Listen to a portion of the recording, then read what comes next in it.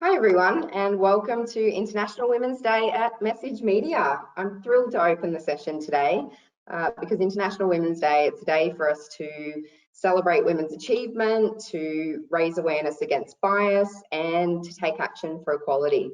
The theme for International Women's Day 2021 is Choose to Challenge. Individually, we're all responsible for our own thoughts and actions all day, every day. We can choose to challenge and call out gender bias and inequality.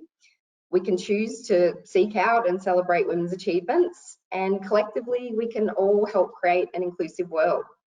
To hashtag choose to challenge on social media, you can raise your hand high to show that you're in and you commit to choose to challenge and call out inequality. So I'm just going to take a bit of a selfie here so I can put it up on Slack and show that I'm part of this movement to choose to challenge. I'm going to put it up on Slack and I encourage you guys to as well. You can use the hashtags choose to challenge and also IWD 2021 to find out more information and to choose to challenge on social. I'm also very proud to let you all know that MessageMedia has donated to the Breast Cancer Network of Australia. And this year, MessageMedia has become a sponsor of Grad Girls. Now, Grad Girls, that supports female STEM university and TAFE students to discover pathways available when taking the first step in their career. So I'd really like to extend a warm welcome today to Ebony, Joss, Stephanie, Mahak and Yanfei. Hopefully I got all those names right, from Grad Girls who are joining us today. In a moment, Christy will be introducing our fantastic speaker today, Claire Pales, who we're thrilled to have with us.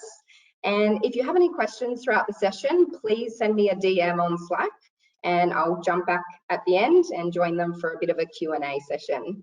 On that note, I'll hand over to you, Christy.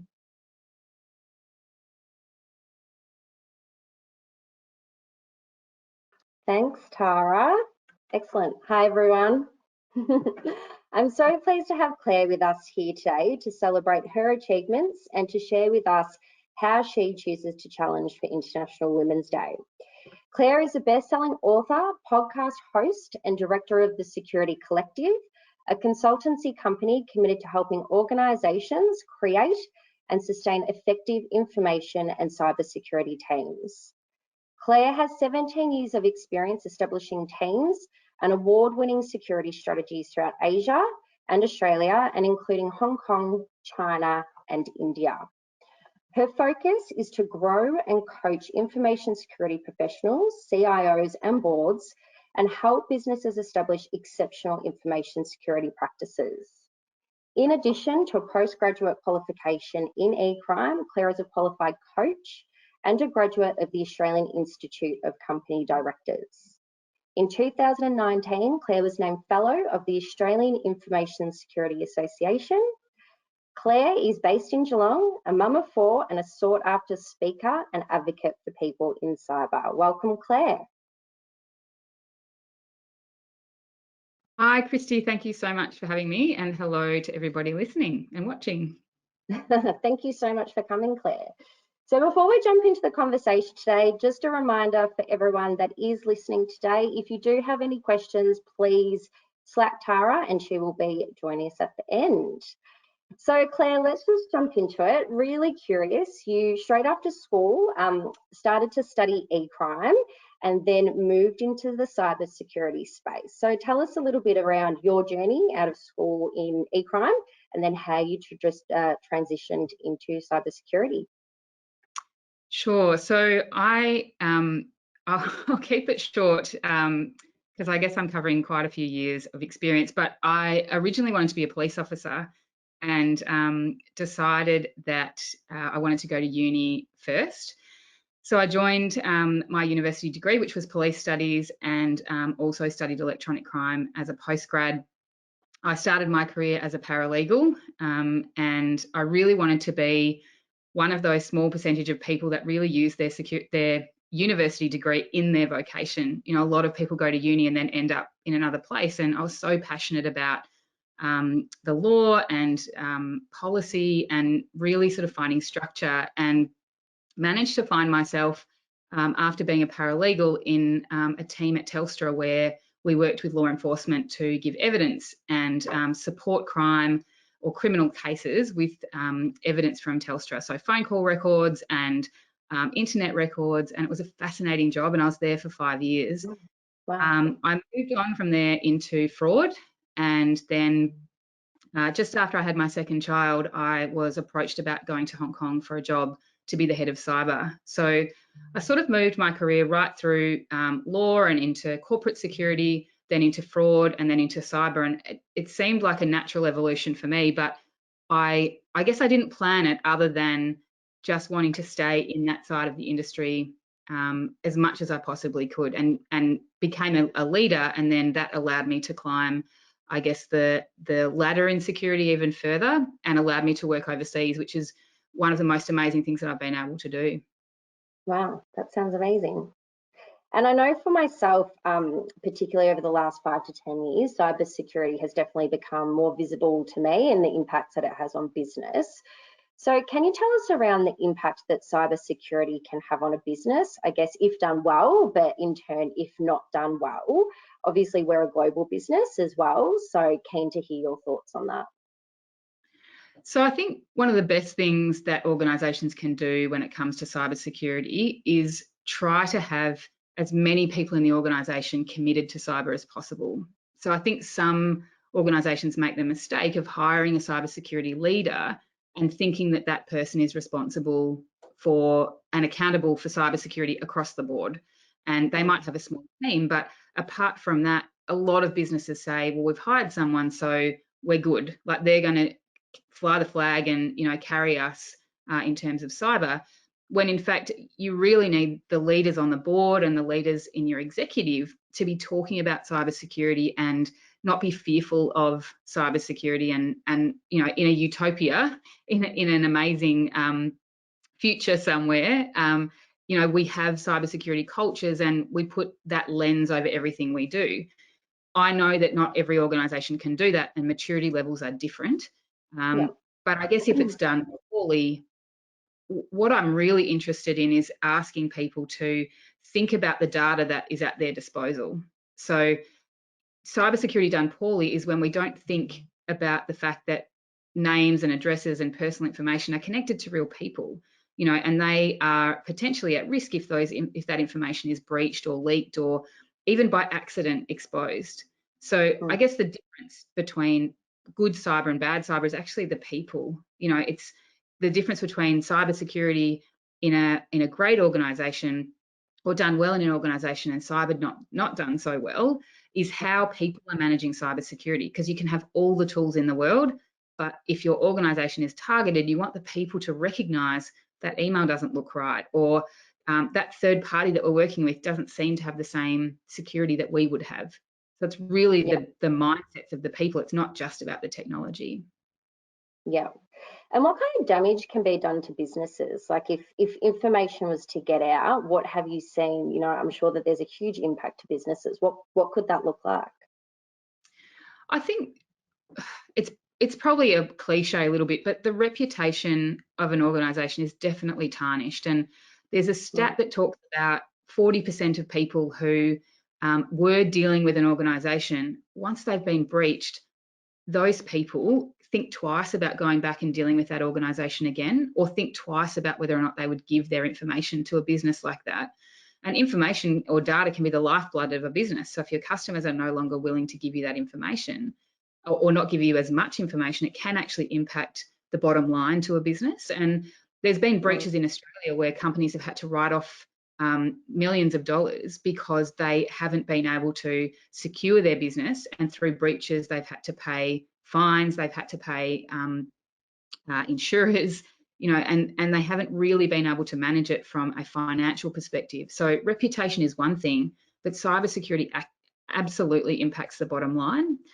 And then I guess in my industry, companies that have had breaches may not necessarily be able to attract the talent that they want to attract as well, because it may be seen that they still don't have the right practices in place, or that they haven't necessarily been, well, they've been complacent when it comes to cybersecurity. So there are lots of impacts, but certainly reputational and financial and talent are three that most organisations would be concerned about having an impact too.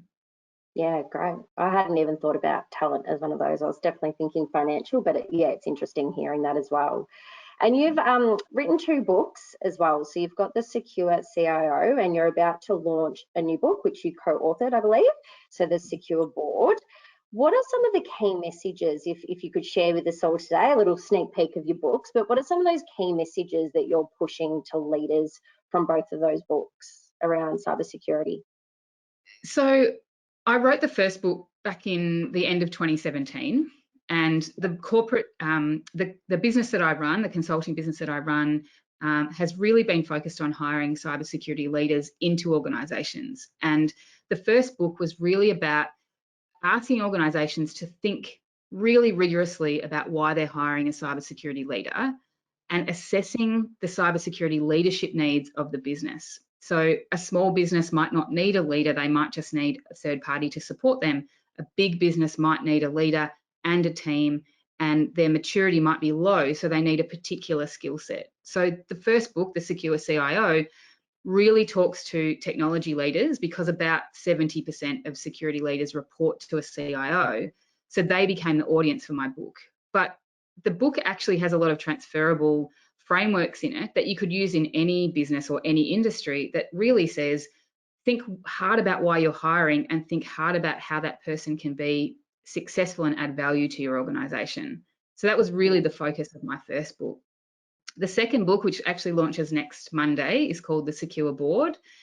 And it's really focused on helping directors understand cyber risk through a business lens. So if we think about the fact that in Australia, about $30 billion is spent every year on cyber breaches, Wow, cyber risk. 30 billion. Yeah, it's a staggering figure. Obviously, globally, it's much higher.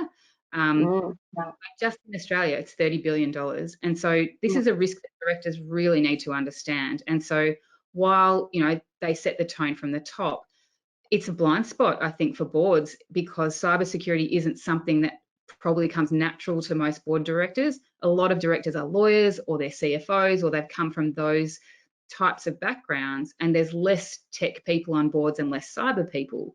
So Anna Leibel, who's my co-author, and we wanted to write a book that really started the conversation around how important cybersecurity is for directors to understand. And we've put in it a whole host of questions that directors can ask security leaders that allows them to get a level of comfort or a confidence that what those security leaders are delivering and how they're protecting the organisation makes them feel comfortable. But you don't have to be a board member or an aspiring board member to read it.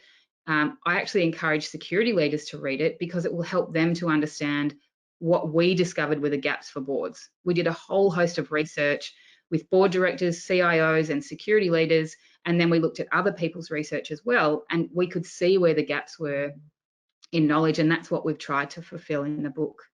So it launched next Monday, the 15th. Yeah. Excellent, great. We'll definitely grab a few copies and share those throughout the business as well for everyone. So you're obviously passionate about growing and coaching information security leaders and writing your books.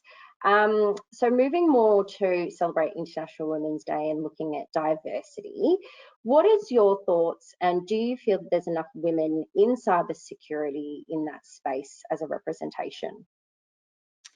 So statistically, about 25% of the security industry is women. Now, that's shifted quite considerably. So maybe 3 or 4 years ago, it looked more like 11%.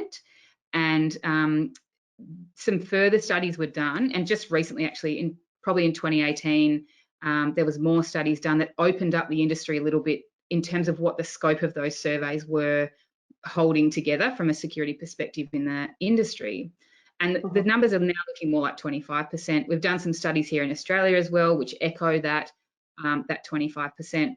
But what I discovered also through looking at the research was that in Israel and India, the numbers are even higher. And I know their populations are bigger, but from a statistics point of view, it's much, much higher than Australia and the UK and the US. And in Israel, many organisations that are startups over there in cyber are run by women, interestingly.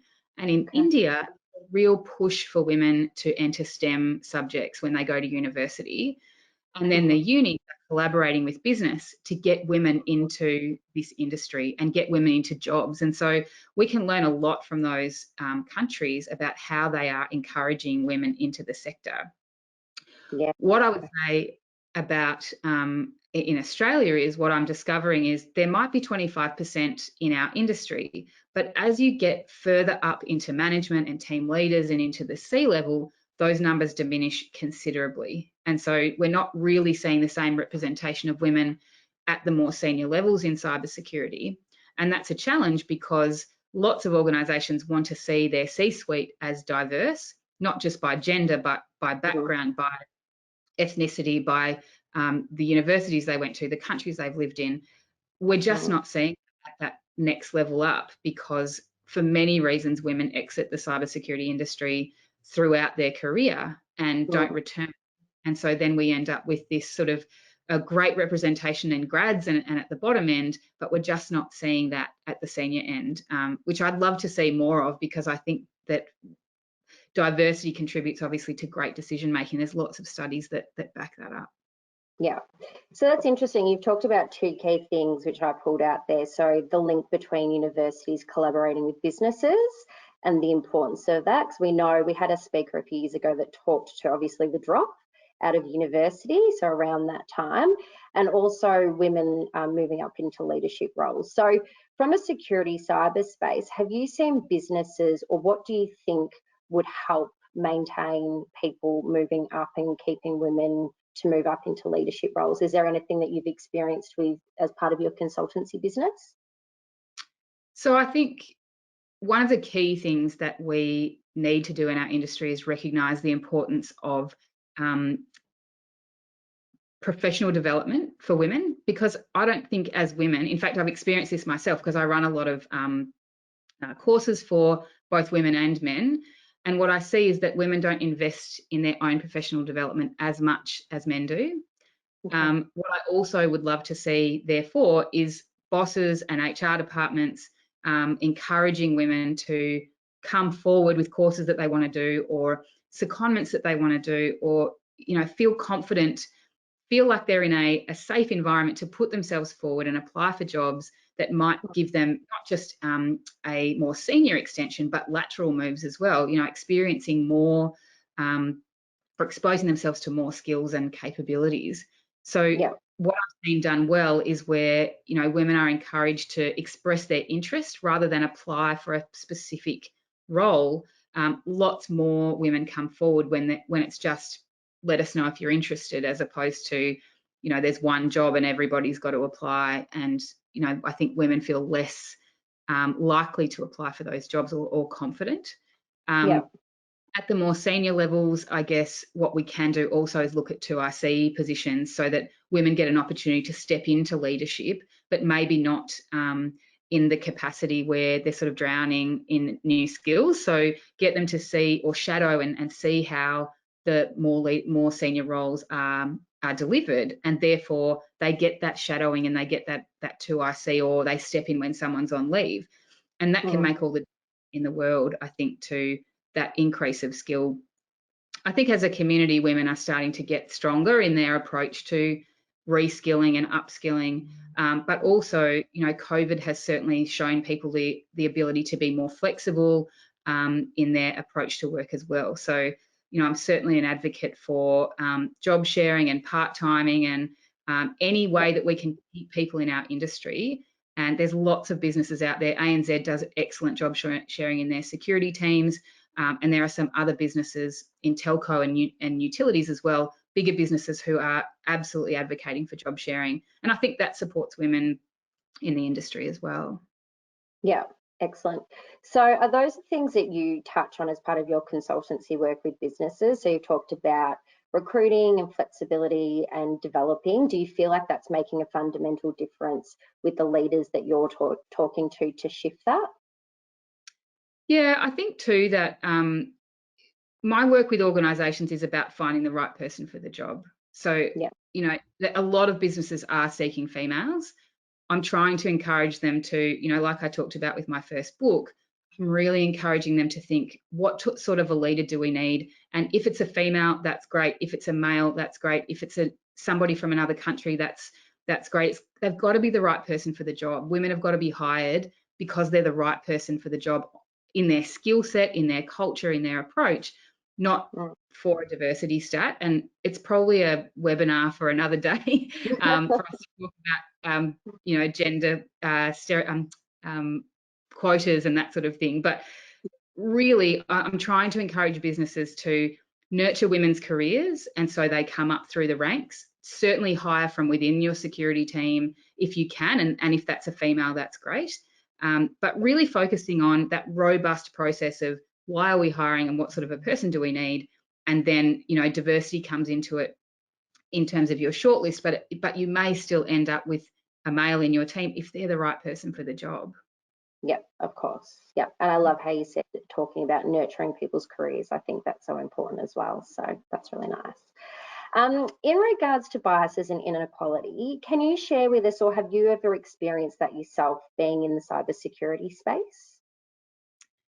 I personally haven't. There's quite a bit of literature around at the moment about women certainly feeling like there is it's a male-dominated environment, and that there's not necessarily the type of industry that women want to work in. I've never personally and fortunately been exposed to inequality. I've always had strong female role models in my life, and I've never felt that I wasn't equal to the other people in a shortlist, or that I couldn't apply for a job because I was female. And I guess maybe I'm ambitious, so I just put my next foot forward and just kept trying to achieve what I wanted to achieve. So, I guess I'm aware that there are women in my industry who don't feel that way. And, you could be the only female software developer in 100 male software developers, and, there's no one around you that's your peer or that you can look to as a role model. But there are also many, many women in cybersecurity who, like me, haven't experienced that inequality or that that sort of male dominance. And that's difficult for me because I've had such a great career, and I guess I'm able to be hopefully a role model for others to show that you can achieve what you want to. There are sacrifices to make along the way, but I think everybody, no matter their gender, has to make sacrifices along their career journey. Yeah. And it's also refreshing to hear that you haven't been through that as well. So you touched on role models being extremely important to you. So I would love to hear more about that, because we've obviously got some guests from Grad Girls today. So have you had mentors or coaches, and how has that evolved over your time in regards to getting support and having great role models throughout your career? So I have had some great role models and mentors throughout my career, and some of those have been very formal mentoring programs that I've joined, and others have been, it might have been my boss at the time, particularly the woman who I approached about getting the role at Telstra. So when I was working as a paralegal, I met a woman who was leading corporate security at Telstra, and I just went to meet her and said, I'm really interested in marrying my degree with my work, and I'm studying all about policing, and you seem to be working in an area where corporate and policing is in the same part. How do I make sure that I'm on the right path to work somewhere like you do? And she was the leader there, and she was, I guess, maybe mid-30s, and so for me, I looked up to her and thought, wow, if she can do it, I can do it. And she created a job for me in her department because I was so passionate about what I was doing. And, and that was the beginning of a massive career path for me. But it was sort of having that confidence to go and speak to her and look up to her was what really helped me. But I've also had others in my life where I might only speak to them once a year, but I really value their opinion. So, I mean, it's a bit cliche, but that sort of board of directors of your life, sometimes it's your partner, sometimes it's your boss, sometimes it's someone you look up to, sometimes it's someone you've never met, and you might just look at their writing or them on social media, or you might get an opportunity to watch them at a conference, and that can be, you can have a role model that is someone that you may never get to meet in your life, but you just watch their journey and you think, wow, look what they've achieved. How do I emulate that, or how do I show others how they can do that as well? So, you know, it's not just about your own journey, but giving back to others. Yeah, great. But totally agree. Now, obviously, you have a very busy work life with all that's going on, including all your books, and you've also got a busy home life as well. Yeah. So I think one of the questions that I wanted to ask you today was, particularly over the last year with COVID, we've all been trying to balance home and work life.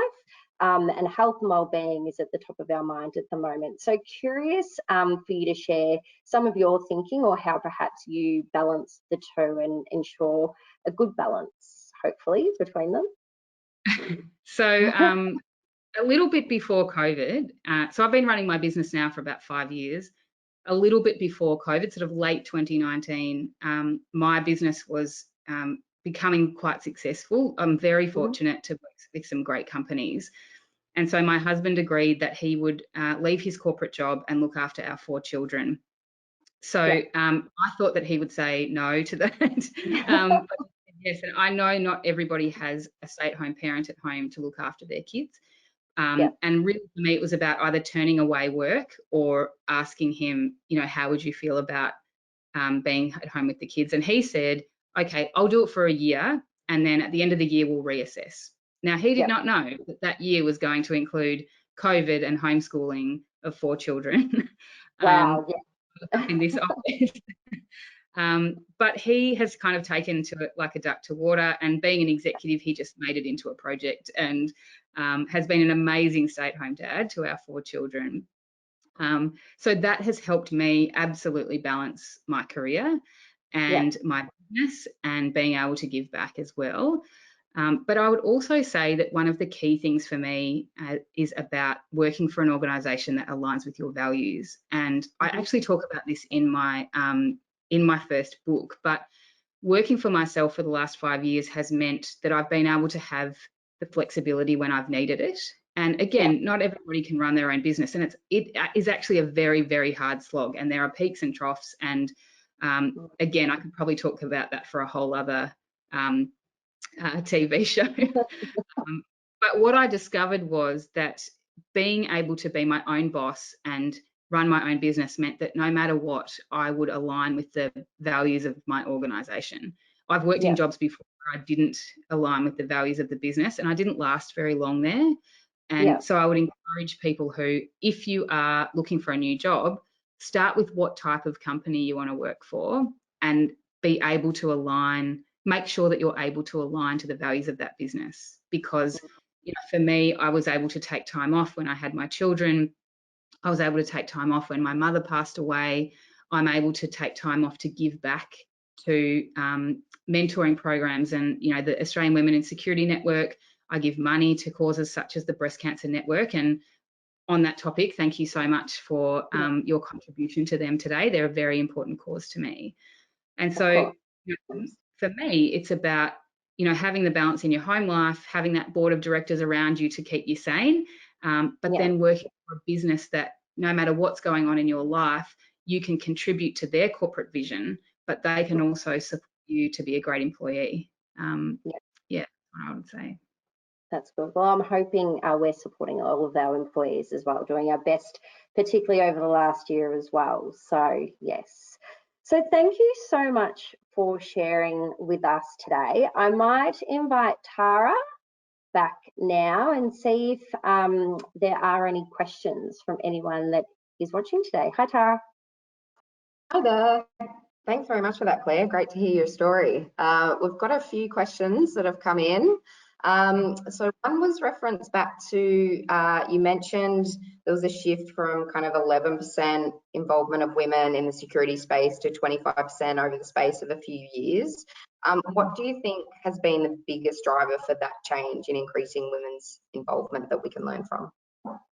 Yeah, so I think part of it was that they started to look at a broader scope of security jobs in that survey. So the second survey that was done, the first one I think was quite early, like maybe 2017, and then a couple of years later they did the next survey, and they broadened out who they considered to be in cybersecurity. So I wonder if the first survey was a little bit narrow for starters.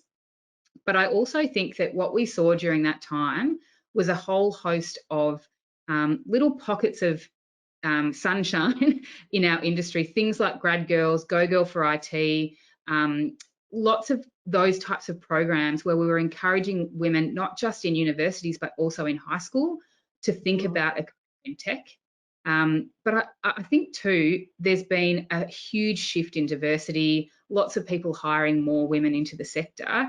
And I mean, they are absolutely global stats and Australian stats. And I guess we need to consider the cultural nuances as well. So I think that Israel and India globally do bounce the numbers up. But I think there's a lot of really great stuff being done throughout our universities and our corporates to encourage women to apply. And particularly, as I mentioned earlier, there was a grad program for a big global company where they didn't put an ad out for grads, they put an expression of interest. And then they actually attracted 60% of women were in the applicants for that ad, as opposed to if they put out a single, we are looking for a graduate, they wouldn't have had nearly the number of women. So I think mindsets are shifting, and approaches to getting women to understand their role in our industry is changing as well. Yeah, that's really interesting, the expression of interest, because I've got another question here related to hiring. So we recently opened up applications for a number of security roles at MessageMedia, but we didn't have any female applicants.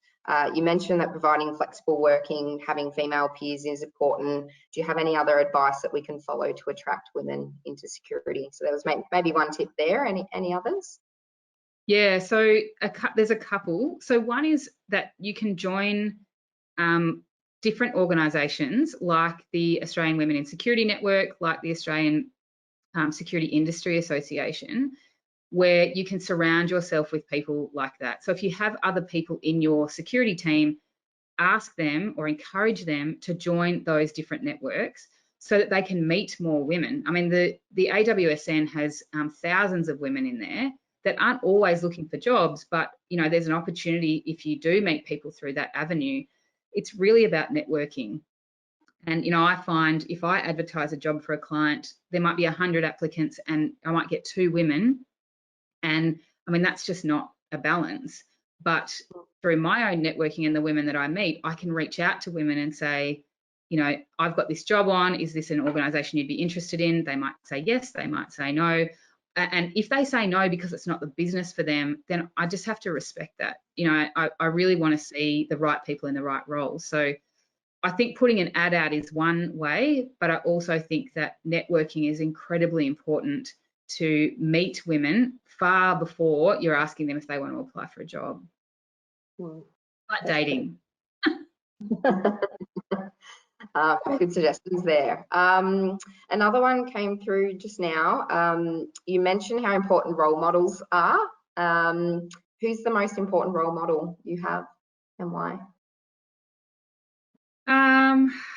Gosh, well, I still, I guess, look back. So I lost my mum a few years ago, but she was definitely a role model for me. She worked incredibly hard and was very proud of the fact that she had I'm one of 5, there was a big family, and, I looked up to her at the way that she managed her work ethic, and she taught us all to be very independent and ambitious, and she had a lot of rules, which is probably why I have a lot of rules, which is why my kids call me Rules. But she gave me a lot of structure, and for me, I looked at her as sort of one of the only women I could see at the time, that was in my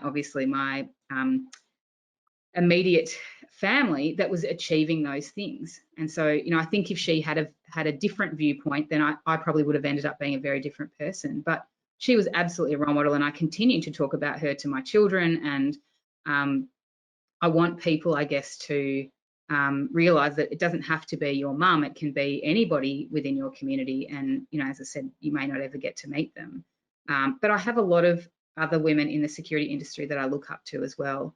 Sam McLeod, I know she won't mind me mentioning her. She used to be the CISO at AGL. She's an incredible woman, and she left the security industry to go and run a business to do something completely different and upskill in a completely different way. And then she's come back to the security industry again. So, I think people like that who can see opportunities to transfer their skills and then come back again, you know, they're the sorts of role models we want to see, because coming into security, you don't have to be a grad. You can come in at many different levels and laterally move in. And I think that people should absolutely feel confident in that. That's great. Great. You mentioned, hot off the press, a question here. You mentioned that security is a board and executive concern. What makes you think that?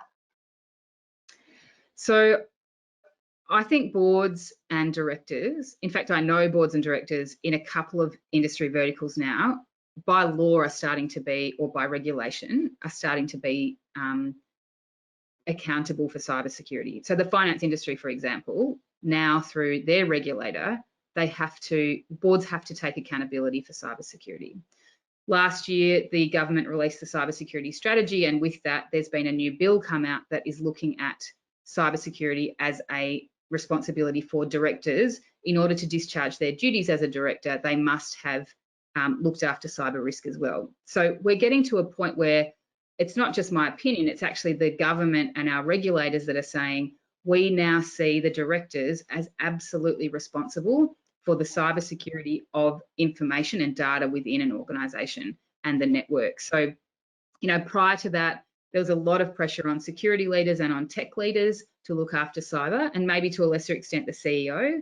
Now, as a society and as an industry, we're starting to see that evolve, that more and more the government are now saying, actually, we think directors need to be accountable for this stuff.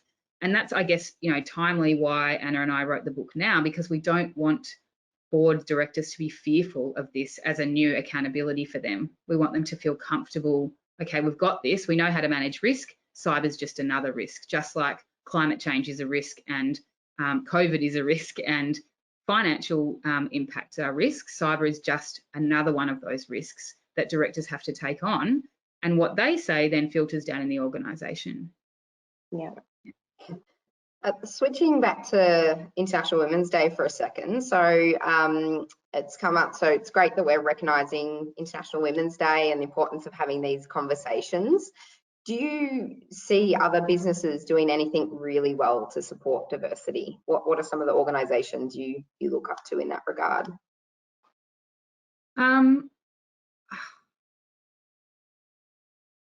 don't know if I want to name organisations, but what I'm seeing done really well is organisations who are respecting the needs of women, but not just women. I think diversity, I've got to say, like International Women's Day is great, but I think diversity is far more than gender.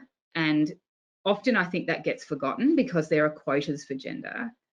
I think what organisations are doing really well when it comes to diversity is considering what the people need. So instead of just saying we're having a diversity quota and we're going to have 50% women, actually going and asking those women, what do you need in order for us to retain you? Or what do you need in order for us to offer you a job?